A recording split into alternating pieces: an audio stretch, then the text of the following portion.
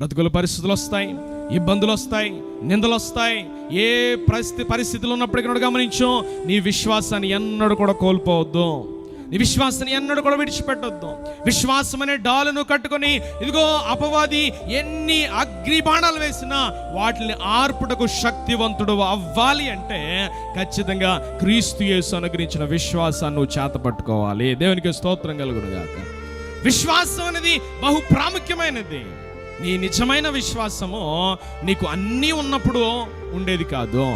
నీకు ఏమీ లేనప్పుడు, నువ్వు ఇబ్బందులు వెళ్ళినప్పుడు, ప్రతికూల పరిస్థితి జీవితంలో ఉన్నప్పుడు, ప్రకంపనాలు, అనేక రకమైన సుడిగాలి వంటి పరిస్థితిని జీవితంలో అలముకున్నప్పుడు నువ్వు ఏ రీతిగా ప్రతిస్పందిస్తున్నావో అదే నిజమైన విశ్వాసం. దేవునికి స్తోత్రం కలుగును గాక. అంతే తప్ప దేవుడు మేలు చేసినప్పుడే దేవుడు కాదు. చూడండి, అనేక మంది తీరు ఎలా ఉంటుందంటే కేవలం మేలు చేసినప్పుడే దేవుడిని స్తుతిస్తారు. కీడు రాగానే, ప్రతికూల పరిస్థితులు రాగానే వెంటనే దేవుణ్ణి ప్రశ్నిస్తారు. అవసరమైతే దేవుణ్ణి విడిచిపెట్టేవారు కూడా చాలా మంది ఉంటారు. నేను కూడా అలాంటి అనుభవం ఉండకూడదు.